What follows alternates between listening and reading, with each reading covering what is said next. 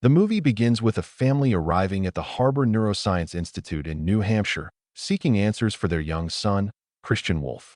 Chris, as he's called, is evaluated and diagnosed with a high-functioning form of autism.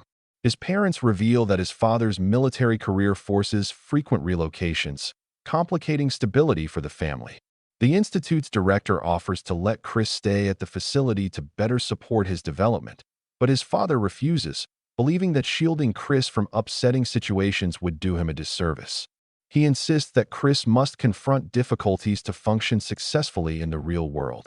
While waiting, Chris quietly chants nursery rhymes and works on a puzzle. Upon discovering the final piece is missing, he becomes distressed. A little girl named Justine, the mute daughter of the institute's director, finds the piece and returns it to Chris, calming him. This moment hints at the lasting impact of small, meaningful interactions in Chris's life. Fast forward to the present. Chris is now a meticulous accountant.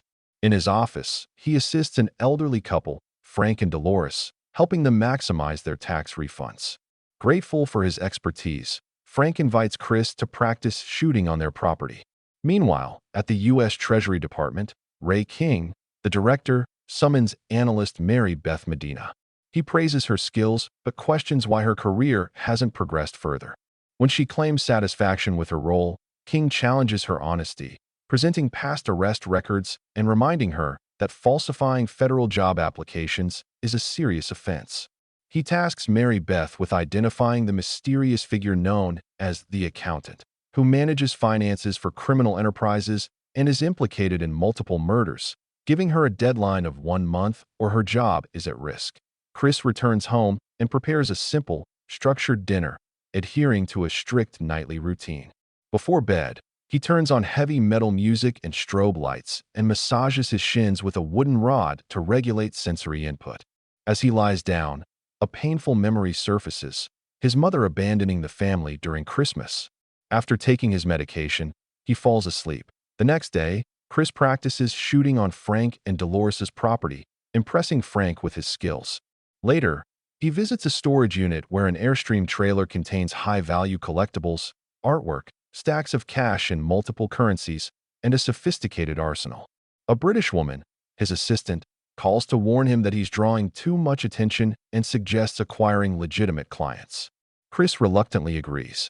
He meets executives from Living Robotics to audit their finances, investigating discrepancies suggesting embezzlement. Chris accepts the task and plans to start the investigation the following morning.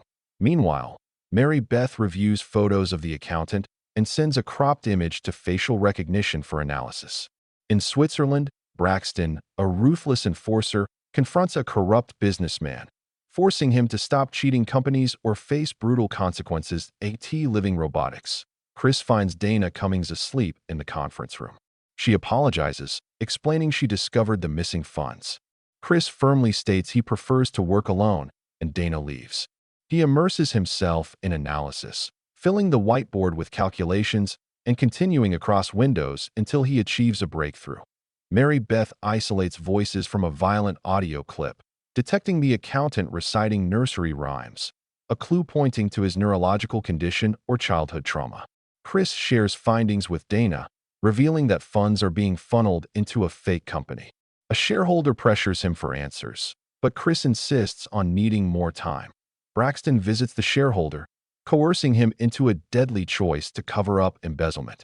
Chris returns to find his work erased and is informed the shareholder committed suicide out of guilt, frustrating him.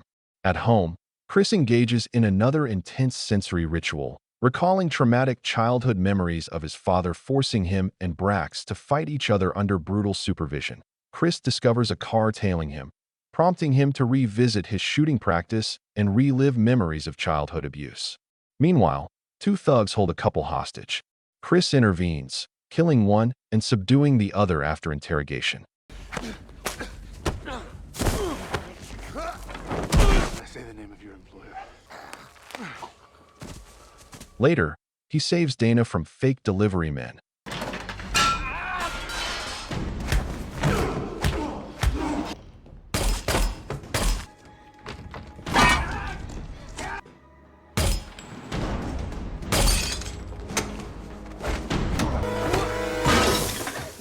taking her to his hidden trailer.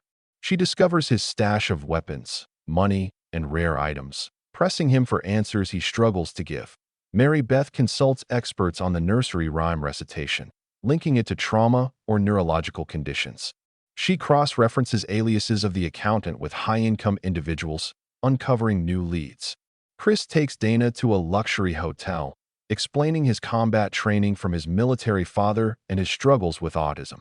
Dana shares her own story of learning to count cards in high school to fit in, and a tender moment almost leads to a kiss. Chris realizes the robotics company funds were being reinvested, not stolen. Chris pursues Braxton, discovering a shareholder already dead from a gunshot. At the IRS, Mary Beth uncovers Chris's identity and hidden financial empire, noting his anonymous donations to neuroscience research. Chris recalls memories of childhood bullying and retaliation against bullies, emphasizing the persistent danger in his life. King and Mary Beth investigate Chris's home, uncovering advanced security measures and weapons. Chris systematically eliminates attackers sent by Braxton, who ultimately recognizes Chris as his long-lost brother, halting the assault. Emotional reconciliation follows, with Chris allowing Brax to vent and then de-escalating the situation. Chris kills the company owner and promises Brax they will reconnect. Meanwhile, a new autistic child meets Justine, now nonverbal and using an advanced communication device. The British voice guiding Chris is revealed to be hers. Dana receives a package containing a painting concealing an expensive artwork previously stored in Chris's trailer, symbolizing his hidden generosity and the duality of his life. The story closes full circle, intertwining Chris's childhood, his methodical intelligence, trauma, familial bonds, and complex moral code, highlighting a life where brilliance and brutality coexist.